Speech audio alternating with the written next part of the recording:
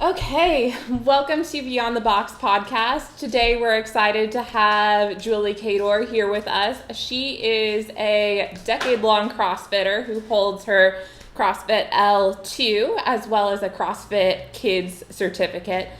She also is NACM certified in nutrition as well as USAW in weightlifting. So welcome to the podcast. Julie. Thanks for having me. So glad you joined us. It's going to be interesting. It'll be a lot of fun to talk to you today. So we always like to start. Tell us a little bit about yourself. Tell us, who is Julie? So I am a native Cape Codder. I grew up in Massachusetts. That's a big part of me, the whole New England culture. I had a amazing childhood growing up there, active, good education.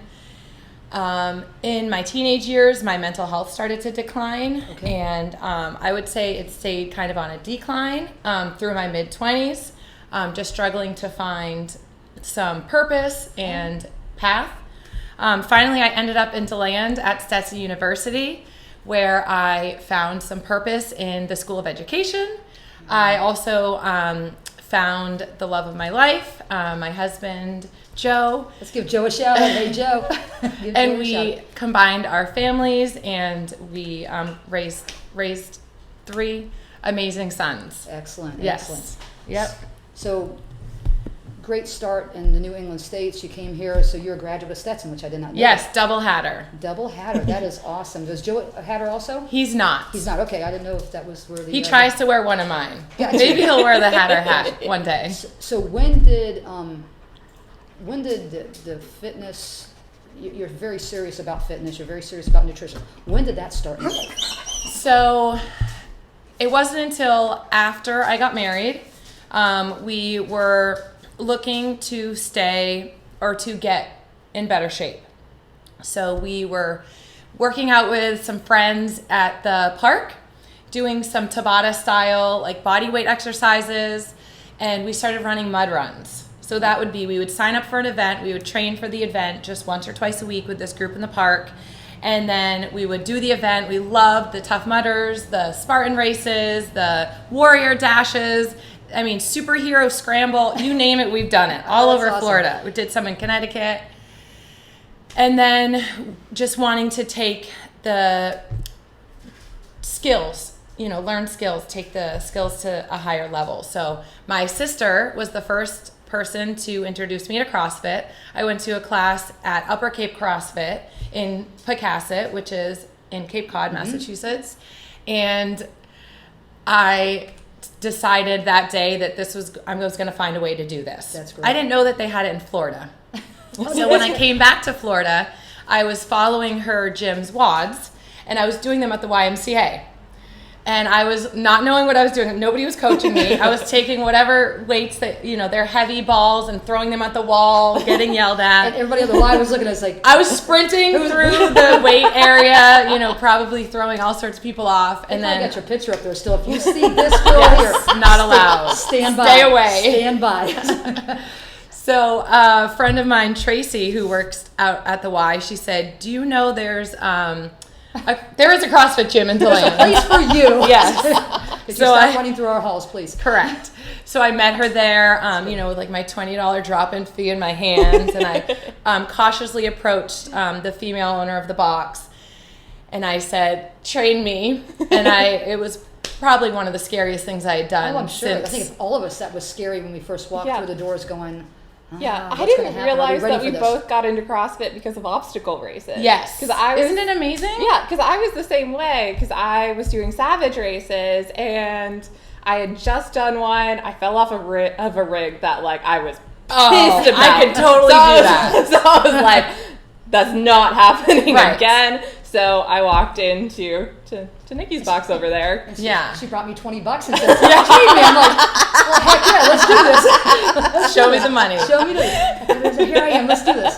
That's it. I've had a couple people that come in that they were obstacle course racers, and they're like, "I couldn't climb a rope. I couldn't hang on to the monkey bars going across, and they had no grip strength." And then they started CrossFit, and They said, I missed 5 obstacles this Yeah. last race. And they trained for a couple months. They're like, I only infuriating. missed 1 obstacle this time. They saw where the benefit of CrossFit transferred into I think obstacle I think courses. those numbers are the numbers I Maybe told your you. numbers are better. And I think what that shows us is we are kids in adult bodies. Yes. We are paying to play in the mud, to climb ropes, to go on monkey bars, and that is what keeps us young and happy. You know, we don't grow old because of time, but we grow old because we stop playing. Moving. Yeah, we stopped playing. And So we I stopped love doing that things. that's such a natural progression into the gym. Yeah. Yes, I see so many people that, you know, we've talked about this before. Once you get a couple years under your belt, it's, I think the American way is saying, okay, once you hit 50, you should be resting. You shouldn't be doing it. And Retirement is somehow a sedentary right. event, and it's not. And that's where people's health you might as well just run off a cliff, because it's only one way it's going is down. Yeah. And if we could get that mindset to change, that in your 50s, your 40s, 50s, 60s, You're accelerating. please go get a barbell in your hand and Yes. please go move. You're not going to be diving off that cliff. You Yeah. can still maintain a very active lifestyle and Well, still and continue to it's- get gains. You can still grow. Well, and it's both sides of things. That's one thing that I really enjoy about the CrossFit Games is that you have all of those age groups. Like it's not all 20 to 35 year olds. You got like your teenagers, and then you have those like just badass masters Yes. athletes that are doing peg boards at 65. Yeah. And I think there was a guy that was 72 years old that was out there, and I'm like, you just looked at him, you would have no idea. First off, he was 72. He was in great shape, and what a benefit he is to his family now. Oh, yes. Because he's still playing with his grandchildren, his great-grandchildren, and he's able to do things. If we have a finite number of years on this planet, we don't know what that number is, Correct. then we need to be our strongest and healthiest self in order to live the life that we are given. That's it, absolutely. And so we talk about the older athletes, so let's talk about the younger athletes. I know you have a passion, first of all, passion for teaching, because you are a teacher. Yes. And you teach at St. Barnabas. Yep, fourth grade. 4th grade, so you have a passion for kids. Yes. So you're taking that passion into a healthy lifestyle. Yes. So tell me about your kids and how you train them and your love for CrossFit. Yep. kids. So throughout my own journey, I guess we always would go to the CrossFit box with our kids in tow. So I immediately picked up on our own kids watching what we were doing, mimicking what we were doing. And then it took me a few years, but I realized as well that the way I feed my own kids had such an impact on their well-being, their attention, their performance and confidence, self-confidence. So as I was once the Friday night drive-through mom, I broke that pattern, and I thought, man, how am I going to do this? But it was just little at a time. One grocery store trip at a time where I didn't buy. One night at a time where I didn't go through the drive-through. I barbecued instead, or I picked up some, healthier options at the grab and go section in the grocery store. So seeing the impact of my husband and my CrossFit journey on our own kids, I thought we've got to increase this throughout the community. So I do run a CrossFit Kids program at CrossFit Envision, and we have classes for 45 minutes twice a week. And within those classes, the goal is absolutely first and foremost fun. Yes. So how to keep your kids having fun with their fitness. And not sitting from the computer all day long or with the game system. Getting them off the screens, yes. But also, kids are naturally, inherently, they love to move. I mean, 99% of kids, they love to go wild and move. So when they see a gym, they see the opportunities for play and for exploration and adventure and thrill. You know, they always want to climb to the highest heights, or go under and climb around all the equipment. So we let them use that natural curiosity and that natural desire for movement, and I bring somewhat structure to it, but I also love seeing what they want to do on their own. What age groups? So I have a program for 5 through 12. Ideally, if I could break it up into adding a preschool class, a primary education, intermediate education, and then a teen program. That is how I would do it in my ideal world. But right now it's 5 through 12. And then we allow teens, after going through some foundational classes, if they are able and willing, And be teens safe. join our adult classes. Excellent. Yes. So do you approach because I think that's somebody between the age of 5 through 10, 9 or 10, are a little bit different from an 11 and 12-year-old. You know.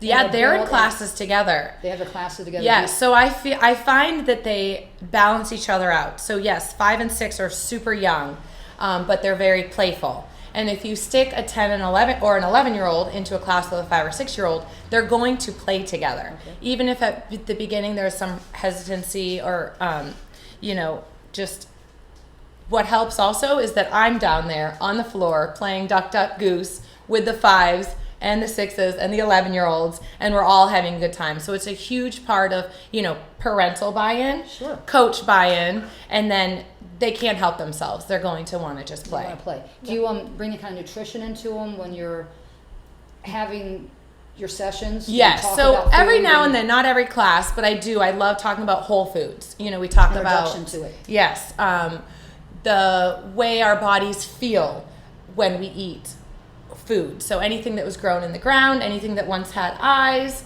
and then it's a lot of fun. Like they'll say like, well, is there a bread tree? Well, no, there's not a bread tree, but some breads are made of whole grains. So we encourage, different better choices or, just higher quality breads than lower quality breads. And I do tell them, the effects of eating fast food. It'll make them feel sluggish and it will make them feel hungry an hour later. And, they won't run as fast. Yeah. Yes. That's what it's designed to do. So, it's amazing how much they want to learn about nutrition and then they want to take home and make those better choices when they're not in class. Tell me, do your kids, everything you did with them when they were young, stopping going to the drive-through, introducing more whole foods and good foods, do you see them as they get older, kind of mimicking what? It's kid by kid. Kid by kid, okay. So our oldest, the second he got his license.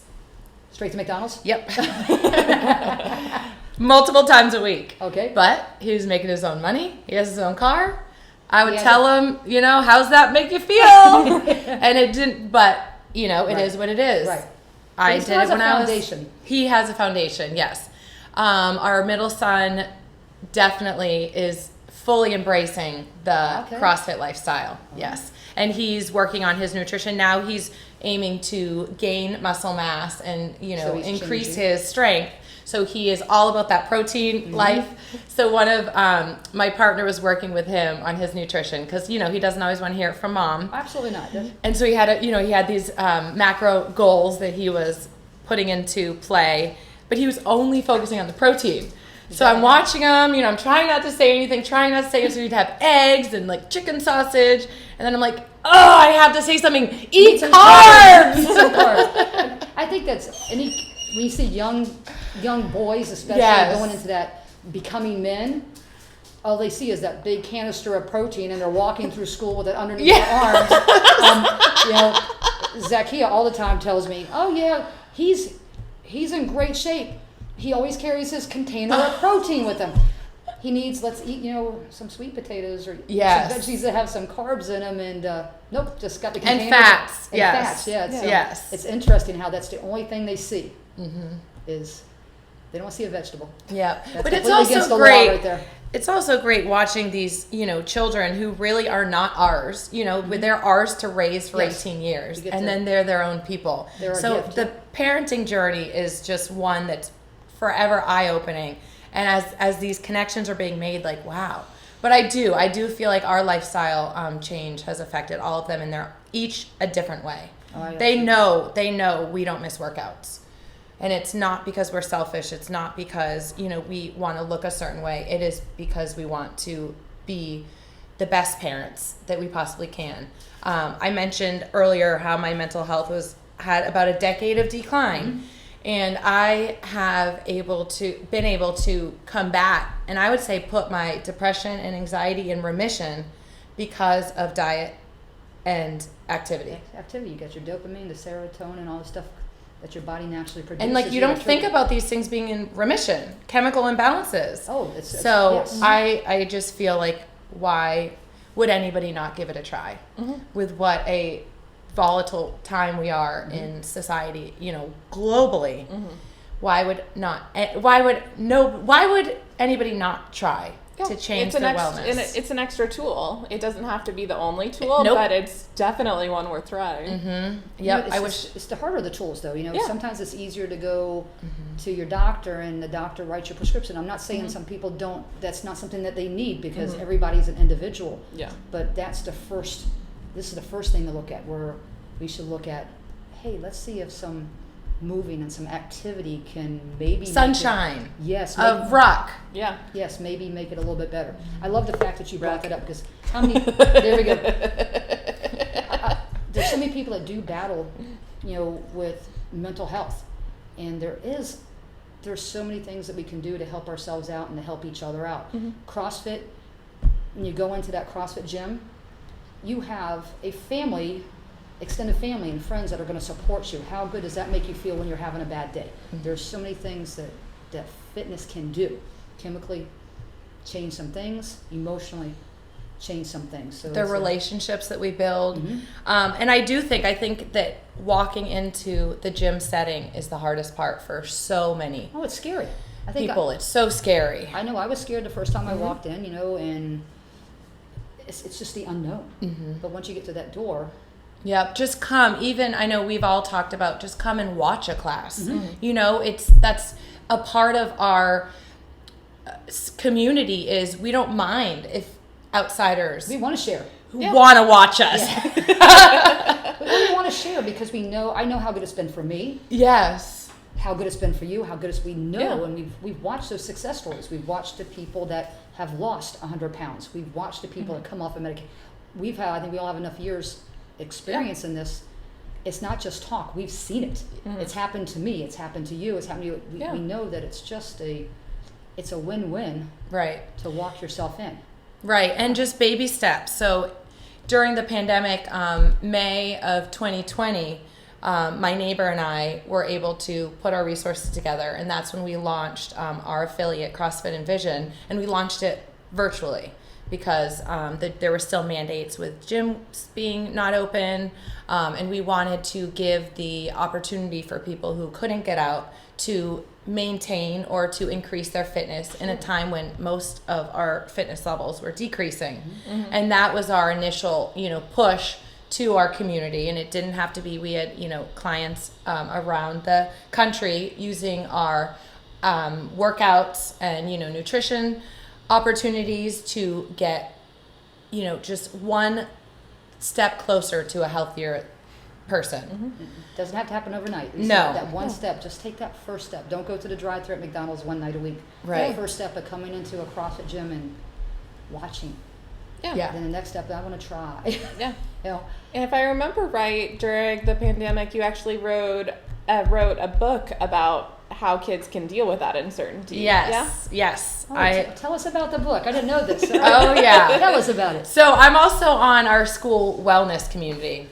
It's one of my passions. So at St. Barnabas Episcopal School, we, during the pandemic, we were very concerned for our families and these students being isolated, some of them not being allowed to do anything outside of their household because of the fear and the risk. So I had this moment where I was overhearing some parents or some adults being so divisive of, just with the different issues that were coming up during the pandemic and different perspectives. And I thought, if this mom is speaking like this to this mom, and the kids are hearing it, and what are they going to think when they do go back to school? And I was so saddened by the state of, and how we saw some adults acting. Yeah.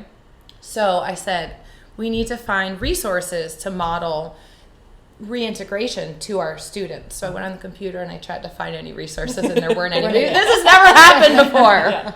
So I wrote a book in my head that night, laying in bed. I decided to incorporate farm animals or jungle animals instead of humans, just to make it a little more fun for the kids. He's going to grab a hold of that. I called my mom. I asked her to illustrate because she's a phenomenal artist just by hobby. So we put I typed it out. My aunt edited it a bunch of times. Mom illustrated it. We sent it off to Amazon. They published it. And I know that we got copies in every elementary school in Volusia County by donations and all that. So that was a real groundbreaker because literature, can speak to kids the way we can't. It's called Goodwill. Goodwill. Yep, life in COVID-19 times. So anybody that's seen the podcast, if you're part of a school system or you want this book brought into your school system, reach out to one of us and we'll get you in contact. Yeah, it's on Amazon. With Julie. You can type in my name. Type in Julie. So speaking about all of that, can you tell everyone the best way to get in touch with you, get in touch with CrossFit Envision? Yes, show up. So in, let's see, a year ago, almost, my neighbor and I opened a CrossFit gym, the physical location, and it's in North DeLand. And we, our vision of just large, safe, clean was we put hundreds and hundreds of hours into the facility and built it out exactly how we wanted for our community. So we just invite you all to come and visit the space. The phrase is fitness for all because we truly want to meet you, whoever you are, where you're at. So kids, 5 and up, come on. We have clients through their 80s who come in and integrate into our classes. So because CrossFit is universally scalable. Yes. Your mom does CrossFit, My right? mom, 73, almost 73. Mom, we're telling the age out there. Sorry, Mom. We're so proud. You don't look so proud day past 60. But that's great, though. I mean, So Friday during class, legit doing ring muscle up skill work. Yeah. From the underneath catching over. Exactly what we were saying earlier. You can do it. Yeah. Just get in there and give it a try. I'm going to teach you false grip. We'll see where you go with this. And all of a sudden she's on top of the rings with a big smile. And I'm like, oh, Next. all right. We're gonna have to make it a little harder for you now. That's good. And your mom in her 70s is in the same class with people that are in their 20s. Oh, yeah. And they're high-fiving each other. Oh, yeah. And they're encouraging each other. And that's where... That's where you want That's people to be. what we love. That's the space you want people to be in. I think that's the overall general feel of CrossFit. Yes. Across the globe. Across the globe. That's what it should be. Everybody should walk in and go, I'm so happy to see you, and I can't wait to try to keep up with you, or I can't wait to learn something new. It's it's the general. That's how it should feel. Should be warm and fuzzy every time you walk in before you get sweaty. my classes when I first started out, Frank was in my classes. Amazing older guy, just like always going at it. And like I was a newbie, he'd been doing it for years. I know. And like we would just go head to head, like shuttle sprints. We had a blast. Like we went back and forth. Well, let's talk about Frank for a second. Frank is in his 50s. Frank is an extraordinary athlete. Yeah. Frank also has pins and rods in his leg and his ankles. And so there isn't limitations to yourself unless you set limitations for yourself. And I used to make bets when they go on a 400-meter run. You go straight down the parking lot, you turn right, and you wouldn't see him for a while. And I'd be like, who wants to make a bet? Frank's coming around first. And they're all like, oh my, telling you. And here comes Frank checking around. No doubt, because he gives you everything he has every time he's there. And you would think, there's got to be limitations. He's got all that mess with his leg. Nope. Here he comes, and he's just a fantastic person. Yeah. And athlete. You said earlier, talking about CrossFit's for everybody. We meet you where you're at. So you've kind of excelled past that in your own journey, competing and doing very well. So what gave you the competition bug? I mean, my big brother. Okay. So I always wanted to compete. I'm the youngest of 3 kids, so I've always wanted to do things that I couldn't. Right. And then once I could do those, I want to do the harder things. So the second that I heard, let's see, I think I started in the spring at a box or early summer. The second that I heard the word competition, I said, sign me up. Please pick me. Yep. And like I said, the female box owner at that time, Diane, she had a division, for people like me. So I competed in my first competition. It was like a Friday afternoon, and it went into the night. Yeah. And oh my goodness, it was a blast. So I started off competing. And then I found, this was before there were a lot of competitions like there are now. So then I found one in Jacksonville, and it was an all-women's competition called Athena's Arena. So I signed up for that, and I get I'm sure it was scaled. I get the list of the workouts, and at that time I hadn't been trained on the snatch. It said snatch. So I ran into the gym. I said, "Here, I'm going to pay you to teach me how to snatch in an hour." I paid her for an hour. I love it. So she taught me how to snatch. Actually, Coach David taught me how to snatch, and I did the competition. There was also a run. There was a run with a 30-pound ruck in a backpack. That same competition, and they said it was going to be a mile. So I'm like, on the packed sand on Jack's Beach, and it ended up being a half mile. So that was way better. Still super hard. Sure. So yeah, I just I've never not competed in CrossFit. I've always competed. I've done them all over the state. I really enjoy team competitions now. I feel like I'm a little bit over the individual competition. And such an amazing thing happened when my friend Michelle and I were looking for a third to compete. We know who that third is. So we're thinking, like, who is, like, super strong and wants to compete? We have, like, so many amazing people we know in the CrossFit community that are strong and fast, but, do they like to compete? Can they do this? Do they want to do this? They want to commit to doing something. So after just, social media is a part of our life, and after meeting Kara once, briefly, started following her. It was one community workout. Yep. But when it was George George Floyd. earlier. Yeah, but I was following her, and I'm like, we're super empowering of each other. Yeah. So we, I'm always commenting on her snatches, she's probably commenting, on whatever fun things that we're doing. So we started, reaching out to people. So, hey, you want to do, thinking of doing Bake and Beat Down. She was looking for a team too. Well, let's work out together. So she met us where we were at, which was in a driveway.